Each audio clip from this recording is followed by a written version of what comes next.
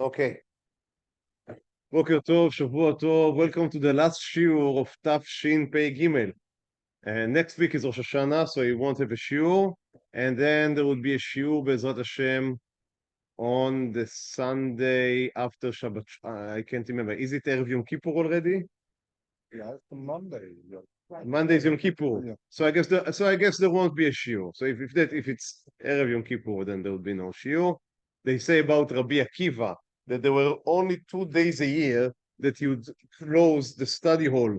One was Erev Pesach, so people would be able to sleep before the Leil HaSeder, and the other is Erev Yom Kippur. So we would not have a shiur. If that is so, yeah, then if Rabbi Akiva, well, what can we say? Obviously, yeah. So that's right. So if this is correct, then we have the next 2 weeks no shiur, and then Chagim, and we are only back Be'ezrat Hashem after the Chagim. So let's take a deep breath. Our shiur today, our hero for today, is a very unusual character, Rabbi Akiva Yosef Schlesinger. And to maybe give an example of his unusualness, I would begin from the end. Now, after his ptira, after his death, during the Shiva, there was a eulogy that was published in the Agudat Israel newspaper.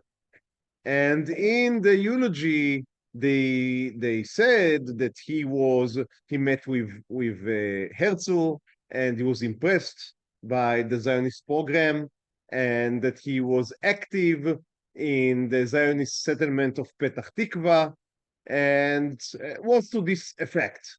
And during the Shiva, his sons-in-law found it necessary to publish a clarification in which they reject, in very strong words, the eulogy that was written and clarify that their father-in-law was as far from Zionism as you can be, and the whole thing is a complete mistake, and nothing of the sort had ever happened.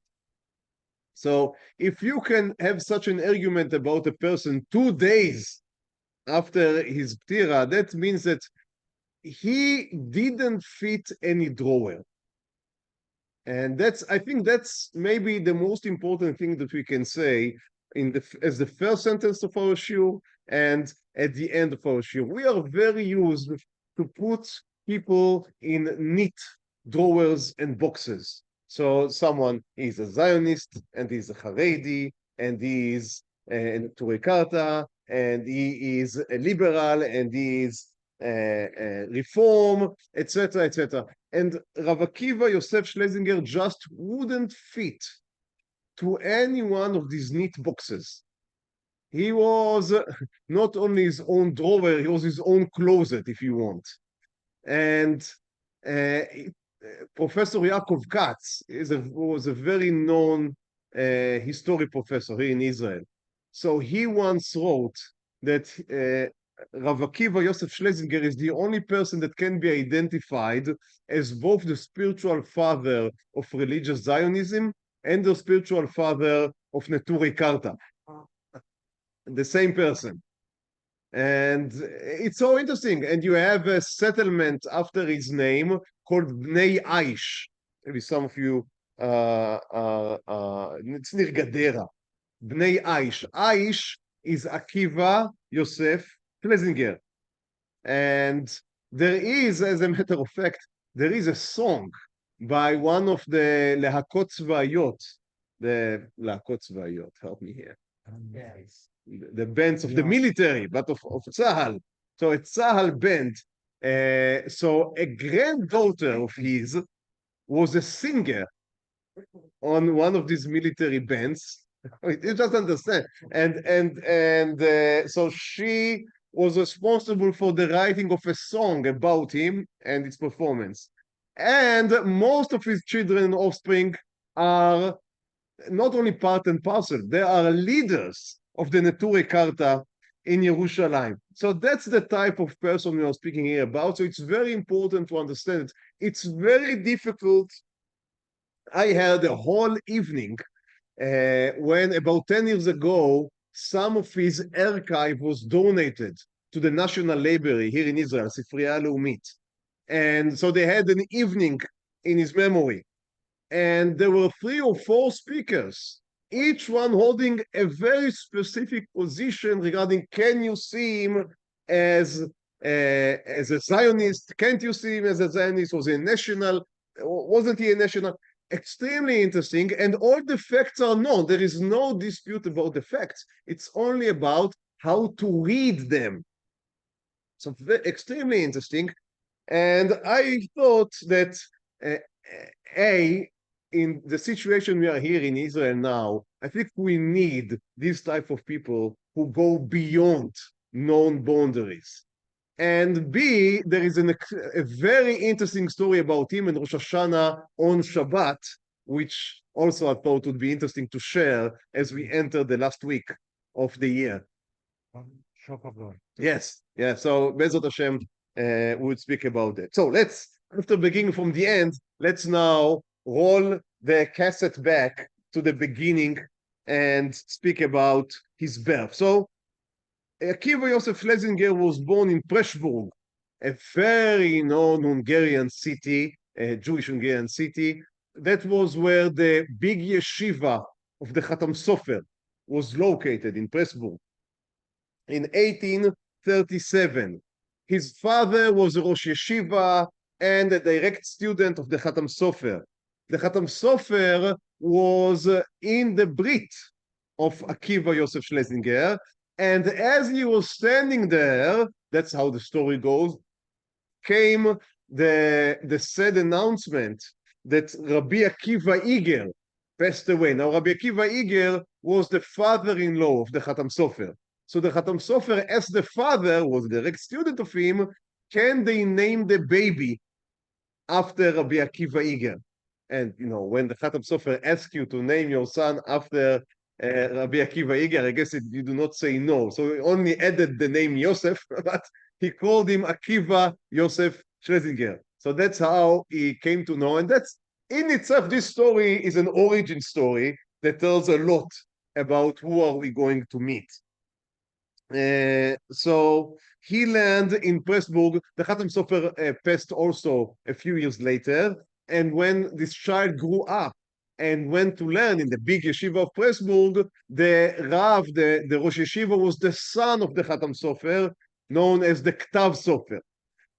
He also learned by the Maharam Shik, about whom we had a shiur I think a few months ago, at the Maharam Shik, and he was married with the daughter of Rav Hillel Lichtenstein, about whom we would also speak in a few minutes. Now, so he came from a very elite family. His father was a Rosh Yeshiva. He was married into a Rosh Yeshiva family, and he was raised to be a Talmid Chacham. He obviously was a Baal Kisharo, no question, gifted, and he learned a storm. All of that is basically the typical story every time we're speaking about someone, which is fine.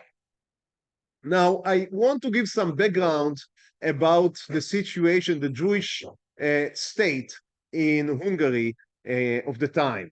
And in Europe in the 19th century, basically what they are dealing with is with modernity. So not in Eastern Europe. Russia is a different story about which we spoke a few times already. But in Central Europe and in Western Europe, and Hungary in the time is being ruled by the Habsburg house, royal house, empire, yes. Well, and it was not such an empire. It was. It used to be at least. Yes. So they were basically part of Central Europe. I don't know how would you call them today. I don't want to get into anyone. So, but I think they still see themselves as Central Europe. Maybe others see them as Eastern Europe now. But be it as it may, what was interesting about Hungary in the time was that Hungary was, as I said, it was part of the Habsburg Empire, and nationality played a very interesting role. On the one hand, it became very important in the 18th century and more even in the 19th century. Every nation wanted to be its own state. That was the birth of the nation states. So that's on one hand. So nation began to play a very important role, which it didn't play earlier. And as we know, Hungary would demand that the Habsburg Empire would not be only an Austrian empire, but it would become, before it would completely collapse, it would become Austro-Hungary, right? Because they want the Hungarian nation to be acknowledged formally as part of the ruling class. On the other hand, there was no such a thing, maybe to this day, as Hungarian nationality. Hungary was made of many, many different nations, and the biggest ethnic group, and I'm not going to be able to pronounce their name, which is very sad because my grandmother came from Hungary and she was able to speak Hungarian, but I'm very, very far from that. But they are called the Magyar. Yes, they are still calling themselves like that, Magyar. And so that's the biggest ethnic group, but they do not see themselves so much on ethnic basis. That is the most important fact. But they see themselves more on a cultural basis.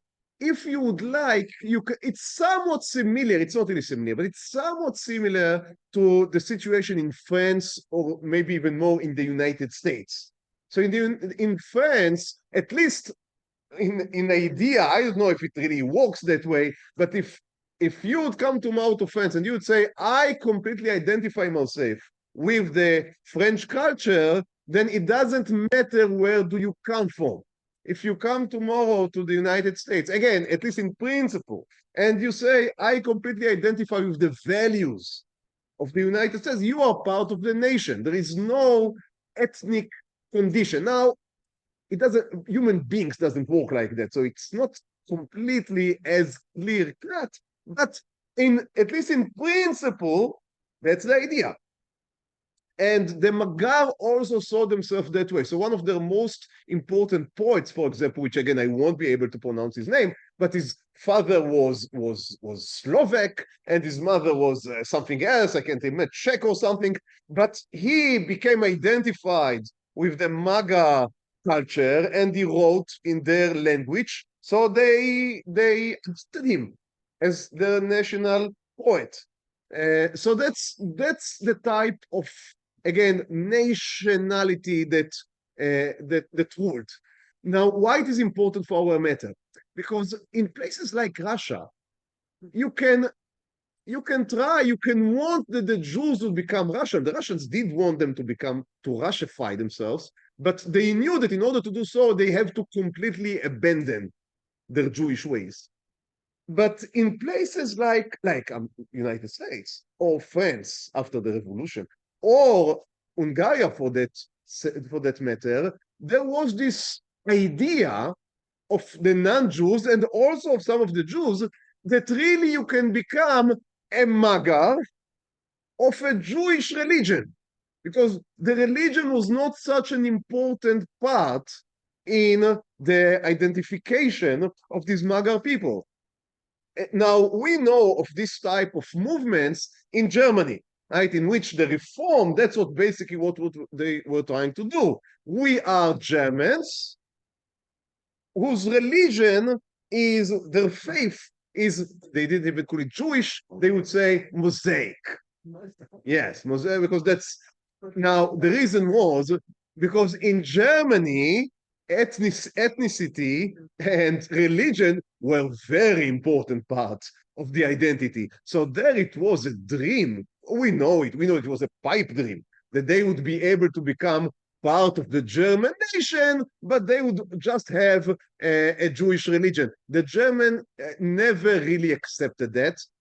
A, because as I said, they believed in ethnicity and in blood, and we know how that ended. And B, because I think to this day, Christianity is a very important player in Germany, it's not something. If I correct me if I'm wrong, I may be wrong, but I think that to this day the ruling party in Germany is Christian Democrats. So religion is plays a very important role. It was not as important in Hungary, and that's why many non-Jews demanded of the Jews, you can remain here and you can remain even Jewish in your religion, but you must adapt the Magyar way of living. So language, it would be, clothing, it would be, many times names. How do you react to such a demand? Now, you may say, what do I care? But here, something very important happened, something that happens in Europe all the time and didn't really happen ever in America, in the United States. And that is that everyone understood. Sometimes it was said explicitly and sometimes it was implicitly, but everyone understood that there is a deal. And the nature of the deal is you get civil rights, you give your national identity. That was the deal. And there are no ways around it. That was even in France. If you are being given civic rights, but you do not adapt the French ways, then you are a traitor.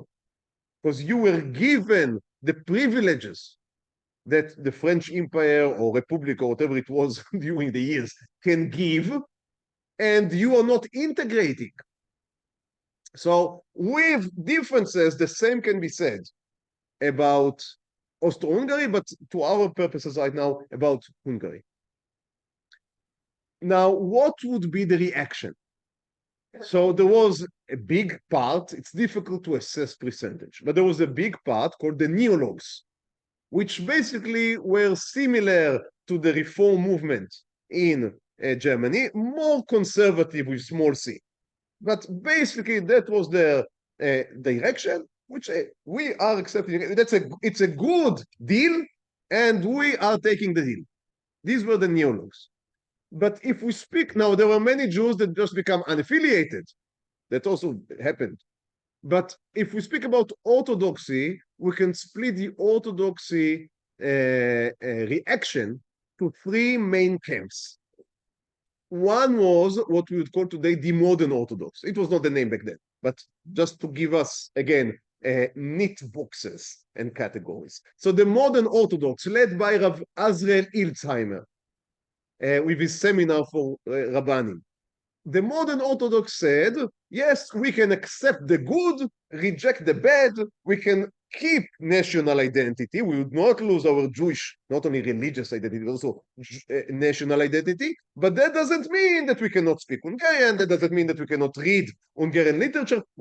Basically what the modern Orthodox say to this day in the United States and in many other places. We can enjoy the benefits of society, but still keep our ways intact. Now, we know in the experience, in the hindsight of 200 years, let's say it's not simple.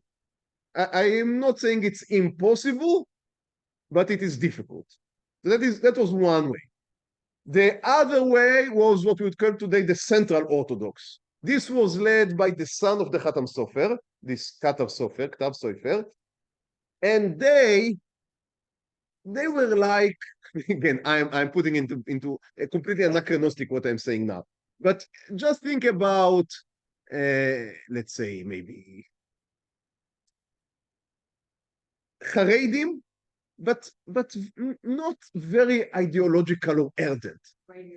Haredi light. Yes. So they would frown upon the adoption of Hungarian language or Hungarian lifestyle or clothes, but really they are bound by halacha. So if it is not asur halachically, you're still part of the community. There is no halachic issur to speak Hungarian. There is no halachic issur to walk with clothes as long as they are adhere to the laws of Yahadut. So they are not shatnez, they are tzniut, everything. But if they're fine, they're fine. And so that was where they were standing. And there was a third stream that was led by Rav Hillel Lichtenstein, who is the father-in-law of our hero, and they were what we call today the ultra-Orthodox. So because of basically because of the Holocaust and the way that the Holocaust was spread in Hungary, which was not even, I think to this day, most of us, when we think about Hungarian Jewry, we think about this third element. I think that's the name they have. I mean, if we, obviously there are Yotze min haklal, right? So there are exceptions to the rule, of course. But if we speak about Hungarian Jews as a group, then we know that they were very extreme. Some of them were Hasidic, and they were extremely Satmar, Munkach. All of these are Hungarian. Or the Khatam Sofer and his students, who again were very extreme in their unacceptance of modernity. Our hero is a staunch warrior in the third camp, but as we will see, he made some interesting connections with no other than the Zionism, who is the secular movement, which we'll speak about in a few minutes. How can he find connections with them? If he did, as I said, it's a big dispute to this day, but if he did, and to the extent that he did. Okay. The Roman Catholics don't accept anybody or anything. They are such a volatile group. They're the Hungarians, the Satmar, yes, these are the people who speak. Now he was not a Hasid. In Hungary, we make a difference between the Uberland and the Unterland. And the Hasidic came from the eastern side, that is the Unterland. And the more would say they're not Litvish, they're Hungarian, it's their own breed. But the not Hasidic, the Khatam Sofer students in Pressburg, the western side, that's the Uberland. Okay, so that's a very rough distinction. So returning to our story, we understand that our hero that learned by the Maramchik was also, the Maramchik was moving between the center and the right, but Ravina Lichtenstein was very much to the right, and also our hero was very, very much to the right in Hungary, and he would write books. His claim to fame came when he republished the last will of the Khatam Sofer. And the Khatam Sofer wrote a will which was known but didn't really make waves. And then a few decades after the death of the Khatam Sofer, our hero took this will and wrote a whole book of a Perush. So the will is 3 pages. But he took every word and made it into 20 pages. And obviously his ideas, well, I want to be careful, but I obviously admire the Khatam Sofer. He understood everything that he's saying to be a continuation of the Khatam Sofer. But it can also be seen that the will was used to like catapult his own ideas as a springboard. Again, not necessarily, we can argue till next week. What would the Khatam Sofer say if he would have lived 30 years? And these are the type of questions that you can never answer. What would Rav Kook say if he would live today? There are no ways to answer this type of questions. Obviously, Rav Hillel Lichtenstein and our hero felt that they are entitled to date the Khatam Sofer will to our generation. There were some arguments that he also changed the words of the will. It was never proved that way or the other. I do think that today we believe, I mean, not me, the people that study that believe that he used the Ktav Yad, the manuscript as he understood it, that he didn't on purpose change. But we have to understand this is when the Khatam Sofer looms so big, then the question, how do you interpret him and what camp does he reside in is extremely important. So the stakes are very high. So that's the book. He named the book Leva Ivri, because Ivri, if you put a Yud which is not the usual way you spell it, but if you put a yud between the ein and the bet, then Ivri begins with ein, Akiva, Yosef, Ben, his father, which I unfortunately didn't write the name, but I guess begins with Reish, of Rav Yuda or something like that. But so the Ivri was a Rashi Tevot of his name. And that's how we called it, but more than the Rashi Tevot of his name. It was the idea that he was nailing home. And that's very important. As I said, the big question in Hungary of the time was not the question of do you keep halacha. I mean, that was the question of the neologues. But for our hero, the neologues were far, far beyond the pale. We are not speaking with them. So they are not the people he's writing his books for. He is writing his book for the Orthodox and the three camps within the Orthodox stream. So the question was, how do you relate to clothing, to language, to names, matters that are not halachic per se, but they are cultural. And his argument was that the Torah was given, I'm now saying it in a sentence, it's the whole book, but his argument was that the Torah was given to the Jewish people, or better put, to the Hebrew people. So the existence of the Hebrews as Hebrews precede the giving of the Torah. It's like derech eretz kadma laTorah. If you lose that, there is nothing to speak about regarding Torah. So he said, if you do not speak Yiddish, which is the Hebrew language, obviously, if that's we'll see, it changes mind. But as for now, if you do not speak Yiddish, he called them atem bogdim. Now he didn't write, he wrote that against Rabbi Ilzheimer and his ilk that were giving drashot in shul in the vernacular. So he wrote about them, you are traitors to the Jewish nation. Why? There is no halachic prohibition against giving a drasha in shul in the vernacular. Yes, but if you want to be given the Torah, you must be Ha'am Ha'ivri, Am Israel. If you are not Am Israel in all the culture that it means, in your clothing, in your language, in the names that you give, we call that Shalem, Shemot, Lashon, Shemot, Lashon, it's supposed to be language, language, clothing, and names. Shalem. Shemot, Lashon, and Malbush. Yeah, thank you. Yeah, Shemot, Lashon, Malbush. Thank you. Okay, so that was Shalem. That wasn't it, that was the baby. It was the baby. No, very good. Very good. So you have to keep these three in order even to speak about mitzvot. And if he said that people that do not speak Yiddish have no share in the war to come. That's basically what he said. Now, I guess if you would ask him about people speaking Ladino, we'd be fine with that. But you have to speak a Jewish language. Do not speak a language of the Goyim. That was what he didn't really thought that Yiddish to itself is so important. What was important is that you do not speak the language of the Goyim. You do not walk with the clothes of the Goyim. You do not give yourself the name of the Goyim.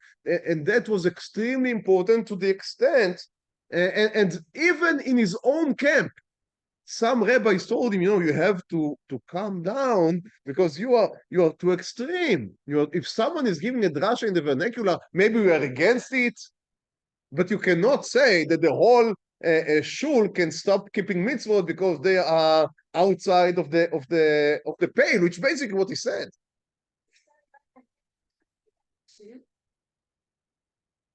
A Jewish name and a non-Jewish name. You're asking me or asking him? I can give you my answer, but that's not his answer. It was very, very extreme. It was very extreme. Now, but this idea that he had made him, as I said, an not an outcast, but outlier. Thank you, an outlier. Why? Because in order to protect the observance of mitzvot. And in order to prevent acculturation and assimilation, what he really stepped on was Jewish nationality, which is separate from halacha. So he made like a 360 degrees turn. Why? Because his camp was supposed to be about Nar Torah, only Torah. There's only Torah, nothing else is important. Don't do anything else. Don't learn any philosophy. Don't learn. Right, that is where he came from. In order to protect that, he came with this idea that you also must be of a Hebrew nation in order even to receive the Torah, which is beautiful. But when you send out this idea, it begins to do very interesting things. Because what it means that Hebrew culture is a precondition, and it comes before Jewish law. That's what he said. So we can speak about Jewish culture in separation from Torah and mitzvot, right? That's just the logical continuation. It flows out of what he said. Now he himself, I think during the decades of his lifetime, he began to understand that, and sometimes you can see in his writing that he qualifies himself because he feels that he's going too far, but in the end, he gave himself to this idea. And every book that he publishes quite a dozen. Every books that he publishes, every sefer, he is more and more extreme. Now, as I said, this extremism is going in different directions because he says we would not learn in any non-Jewish school. And we are not willing to learn anything outside of Torah because it's not part of Jewish culture. But then he adds, but you know what?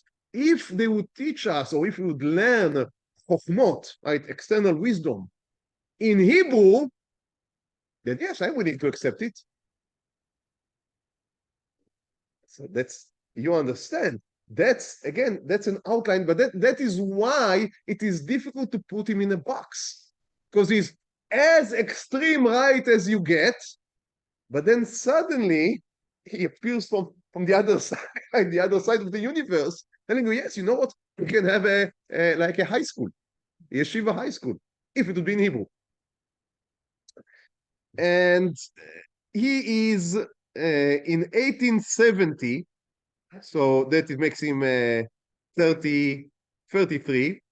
In 1870, he begins to dream that he needs to make aliyah to Eretz Israel. Now, that shouldn't surprise us, because if you feel so strong about Jewish nationality, then in the end you begin to ask yourself, so what am I doing here in Europe?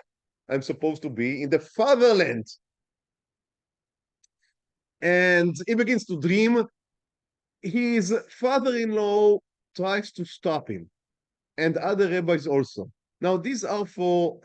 It's interesting. Again, it depends who do you ask. Obviously, we cannot ask the people that try. We know that they tried to stop him because we have the letters. What were the reasons? It's unclear. They can be interpreted as he was a rabbi, he was a Talmid Chacham, again, no question, and they wanted more Talmidei Chachamim in Hungary. Good, why not? Also, it seems that they were worried. What would happen if you would go there and, you know, be without I guess, without inspection, without his father-in-law, right, to overwatch. So they were worried. And he had no money because all of his life, he refused to take money for his rabbinate. And so he tried to make money from selling his sefarim and from other Lufthansa, which didn't necessarily make a lot of money. So all of his life, he was always dealing with money, asking for money, paying back. That's again, many of the letters that we have document this unfortunate dealing that he had to do. So in order to make aliyah, he had to go around and collect money and promise to do certain things in Eretz Israel. And people refused to give him, I mean, the rabbis refused to give him money, not because they were worried that he would not give the money back, but again, in order to stop him from making aliyah. And his father-in-law took him into his home. And then after a few months, his father-in-law had a dream also, in which, so it's an interesting story. His father-in-law had a dream in which our hero, Rabbi Akiva Yosef, knocks on his door and shouts at him, "Let me go, let me go." Now, maybe it really happened at night. I don't know.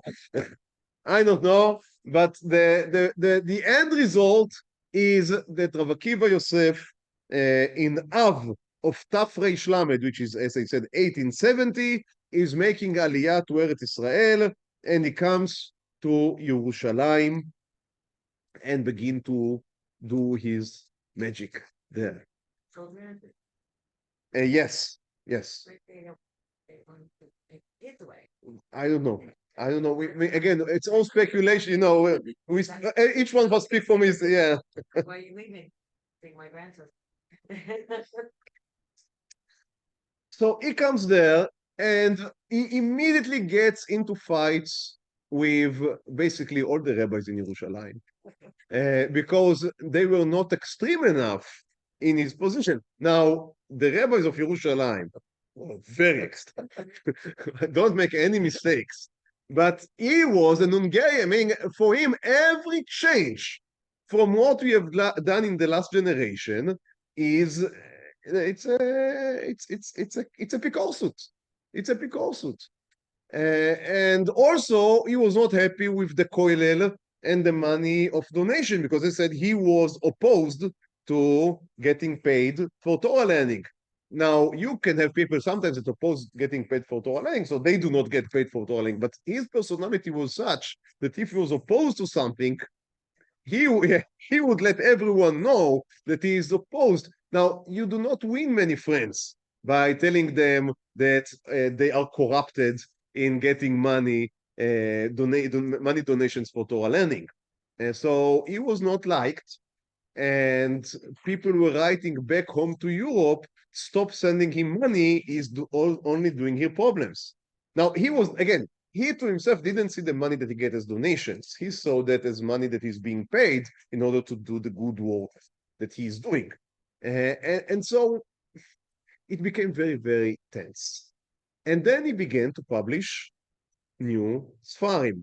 And in 1873, he published a book, a sefer named Machzirei Atara Leyoshna. So bring the crown back. The Atara is the crown, so put the crown back on your head. And what he meant by that was, suddenly after coming to Eretz Israel, he had a revelation. If I want to revive the Jewish nation, the Hebrew nation, here he met with the Sephardim, with everyone. So obviously the Jewish nation is not only the Hungarian, and maybe for some of you that would be a great surprise, but Jewish nation is not only the Hungarians. And he said to himself, what we really need to go back to, and that's what he writes in the book, he says, we need to check by history and archaeology how our forefathers, what were their clothings? Because again, in his head, we need to go walk with Hebrew clothings. So we need to investigate how they would walk, and that's how we should dress. Sandals and everything. And we need to return to speak in Hebrew. Not only as a Sfat HaKodesh in order to learn Torah, or in order for the services, for the tefillot, we need to speak Hebrew at the supermarket. There were no supermarkets. In the market, right? And now this is a new idea. This is 20 years before Eliezer ben Yehuda. And again, no one likes these ideas. No one likes these ideas. And not the clothing, not the language. And the names, it was fine, because these are the same names. Right? So the names were fine. But a part of that, almost everything has to go, has to change, because here we are back in our national home. Now you see the contradiction, because on one hand, he is as traditionalist as they come. Every change from tradition, from Mesorah, is epikorsut. But on the other hand, he wants to change everything. So it's very difficult to understand who are we dealing here with. And it comes up again and again and again. He's supporting and he's buying with money that he does not have. He's supporting the establishment of Petah Tikva. And he is a lender. Now, again, he wants the Jews to begin to be farmers because that's who we are. I read the Torah, obviously, the Jews, as all the ancient nations. So we have to be farmers. But the Jews did not farm for 2,000 years. And the people come to Petah Tikva, and it's not now the time for the history of Petah Tikva. It was extremely difficult. Yeah, exactly. Exactly. But he's supporting them, but he's also accusing them for not working hard enough. Again, I hope that I mean, we are Erev Rosh Hashanah. We have to be very careful. But I think it is fair to say that he was a very demanding person. He was demanding from himself. He was demanding from others. And again, that was not always accompanied with a diplomatic stance. So it became, again, very, very tense. And at a certain point, he was disillusioned with the Petah Tikva people, and he decided that he would, and also he always was short of money. So he decided that he would sell his land in Petah Tikva. But he wanted just to sell it, and they were worried who would he sell it to. And again, a lot of letters going back and forth, and everyone is getting their hands into him, and he's getting his hand into everyone. It was very, very complicated. And then he published another sefer. And this time it's called Brit Olam. And in the Sefer Brit Olam, he says, we need to have a Jewish autonomy. I don't think he speaks there about a state, but he says we need to have, he said, we'd call it later Tzahal. He called it Lachmiel, the warriors of God. That's more like Hezbollah, I think. I mean, just the words. So Lachmiel and Shamriel. Lachmiel are the soldiers against external threats, and Shamriel is the police force, right? Guards. Yeah. So he is, that's why he's seen by many as a prototype of Zionist. But on the other hand, he was an Hungarian rabbi. He was as opposed to secularism as you can. So the question is, how do you count such a person? He has a street on his name in Tel Aviv, in Yerushalayim, next to Rav El-Kalai. That's what we call the Mevasrei HaTzionut. Right? Mevasrei HaTzionut would be the hearts, I don't know what would be of Zionism. But again, his offsprings, they were very much, again, no one asked them, but they were opposed. They wanted his name to be in Mea Shearim, near the name for Rabbi Yosef Chaim Sonnenfeld, and the people that oppose Zionism. But again, it's the question, how do you measure? You cannot measure him with our normal tools. He's beyond our boxes. He's full of contradictions. That's the truth. He's full of contradictions. He was a person now.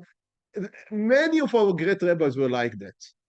Many of our great, if you would see Rav Soloveitchik, right? You have the students of Rav Soloveitchik. Some of them make him into your regular Haredi rabbi who, for his own reason, supported Mizrahi. But really was against Israel. Some of them make him into Rav Kook, right? Who was he? Everything. Right? He was a great man, and great men many times transcend our small ways of thinking and looking. But he was full of contradictions, and he was not, I want to be very careful, but he didn't always even felt the necessity to explain himself to others. He just ex cathedra gives his decision. People say, but yesterday you said that every change is asur, and now you are telling us that we should take the sandals from the Arabs. But for him, somehow everything was completely integrative. He published another sefer, which he called the Beit Yosef HaChadash. Now you know that the Beit Yosef was the sefer published by Rabbi Yosef Karo. Before he published his Shulchan Aruch, he published a sefer named the Beit Yosef. Now, even calling your sefer after I am the new Beit Yosef. It's like I would write tomorrow a sefer, even if I would be a rabbi, a great rabbi, but I would call it the new Shulchan Aruch. I mean, that's how do you even react to such a thing? So he called it the Beit Yosef HaChadash. And in it he wrote that that we do not have to heed anymore, at least not as strictly, to Cherem Rabbeinu Gershon about marrying two women, because we are back in Israel and the old rules now apply. The rabbis were aghast. But he said, no, I'm reviving the old tradition. So again, it's very difficult because of this sefer, in which, and by the way, he also wrote there in this sefer that everyone that is Mechalel Shabbat is like a goy to all of his acts. So he is extremely fanatic, or he is a reformer. How do you label him? He defies labels. He defies labels. That's the truth. And because of this sefer, he was put in ban. I mean, that was one step too much, saying that you can just ignore the Beit Yosef, basically, and just ignore the Cherem de Rabbeinu Gershon, and he is giving a new halacha, so that was one step too far. Yeah, and he was put in excommunication by the rabbis of Yerushalayim. And again, I do not justify any sides. All of these were great rabbis, and he had his share in what happened. He had his share in what happened because he opposed and attacked them again and again and again and again on everything they did. And they were quiet for a long time. So he saw it coming. And he did, of course, he didn't budge because that's who he was. So he had to move to the outskirts of then Yerushalayim, and he lived there. He was suggested, I mean, his family, again, he came from a very prestigious family. So his family in Hungary told him, we would give you a shtel, we'd give you a position, a Rav position in Hungary, just come back. And he said, he wrote it as a letter, we have the letter, Tov lamut biYerushalayim milimloch b'Mitzrayim. It's better to die in Jerusalem than to be a king in Egypt. And so again, that's a personality. That's a personality. Now, he also gave a psika. Now, let's speak a few minutes about Tkiyat Shofar on Shabbat. As we all know, we do not blow the shofar on Shabbat. But from HaTorah, we're supposed to blow the shofar on Shabbat. Why don't we do that? Because we are worried lest someone would move the shofar on the street, which if you do not have an Eruv, is asur. So because of this fear, which is pretty far, but because of this fear, Chachamim canceled the blow of shofar on Shabbat. However, they did allow the blow of shofar where the Beit Din Agadol, the great council, the great Sanhedrin, sit. So when the Sanhedrin was in Yerushalayim, there was a blow of shofar in Yerushalayim on Shabbat. Later, when they moved to Yavne, there was a blow in the time of Rabban Yochanan ben Zakkai. They would blow the shofar on Yavne. Later, as the Sanhedrin dissolved, then there was no blowing of shofar on Shabbat. Rabbi Akiva Yosef Schlesinger. You see where it is going to, right? So, and this way, again, that's the fighter against any change in tradition. He said, you know what our tradition is? To blow the shofar in Yerushalayim on Shabbat. Now, the rabbis were outside of themselves, to blow the shofar on Shabbat. Now, he was anyway excommunicated, so what now can you do? So he would blow the shofar at his home anyway. But that's what happened. He blew the shofar at his home. And the story of Yerushalayim at the time was, are you allowed? People were asking themselves, yeah, maybe, what do I have to lose? There is a mitzvah deoraita. It is correct that I am not allowed to blow the shofar because we are worried to move the shofar. But he is anyway blowing. So maybe we would go and hear his shofar. And the story goes that when he blew the shofar, there were many people on the streets hiding because they hiding in order to hear a shofar on Shabbat. Now, again, on one hand, his position was just halachically. He argued that on Yerushalayim, and of course we cannot go here now into the sugya, that in Yerushalayim you're allowed to blow. But you cannot ignore, again, this hidden Zionism, right? Blowing the shofar again in Yerushalayim on Shabbat is saying, we came back, right? It's redemption time. You cannot ignore the subtext message. Today, having a similar discussion again in a time where most of Israel to have Arab. It was never instituted, blowing the shofar, as far as I know, at least. As far as I know. After the Sanhedrin was dissolved, that was the end of the story. And again, re-bringing the shofar is re-bringing Sanhedrin. And shofar, as we all know, is a sign of redemption. Bayom Ahu, Itaka b'shofar gadol. So that's part of why it's so difficult. Now, his children, his offspring, most of them went the Neturi Karta way. But he had a brother-in-law, I hope that I am saying it correctly, I think he had a brother-in-law that he himself was an uncle of Herzl. So I may be wrong in the direct family connections. But he had granted a meeting, an interview with Herzl. When Herzl was just beginning, he was already an old man, but Herzl was beginning his process, and he had an interview. Again, these are legends. I'm telling it as a history, but these are legends. We don't have any recording, obviously. And the story goes that Herzl came in, and our hero asked him, "Are you really the Redeemer, or are you a charlatan?" And Herzl said, "I'm neither," and it's tried to explain to him what his plan was. And again, according to the story, which as I began my shir with, was immediately denied by his children, by his sons-in-law after his death. But according to the story that was published in the eulogy, he came very impressed with the Herzl idea. Interesting. What can we say? That's the person to Neturi Karta usually respond with Black India. And a lot of That for sure he was. I remember seeing in Muncie and you guys Yeah, angry. that for sure. I don't know, angry. I don't want to say angry, but People with the group. very strong opinion, Yeah. and not fearing to express these opinions for sure.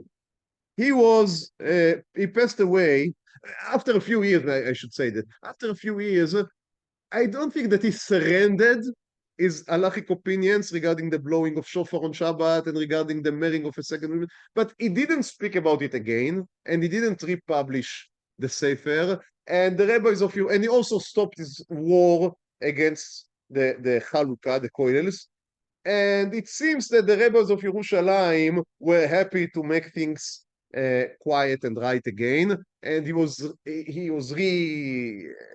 re-initiated, re-entered the rabbinic elite of Yerushalayim. But again, he was always a strange character inside it. He passed away in 1922, and as I said, when I wouldn't send you to read his Sefarim. They are not easy to read, and they're not easy to read. But also, again, they're very, very strong. It's difficult to read that. Everything that does not agree, everyone that does not agree with him is a tzduki and like Forrest. He's of very strong opinions. But however, what I think that we can and should learn from him, he was obviously a great Talmid Chacham, and a man with vision. And what we can learn with him, that we can consider ideas according to their merit. He was not going after labels. He didn't say, okay, because I am an ultra-Orthodox Hungarian, then I need to say Kadosh, Kadosh, Kadosh for everything that my camp says. He had no worries about crossing boundaries, adapting ideas that seemed to him right and correct. And for many people later, it was very difficult because of that to fully accept his character. So everyone has to purify him, right, from what they do not like. But for us, I think that's a great lesson. All of us can benefit, and our nation and our state can benefit from an ability to be less enclosed into these boundaries and fit neat drawers and boxes, and the ability to look at ideas on their own merit, to adapt or to argue strongly sometimes. You can also do it kindly, and may זכותו יגן עלינו.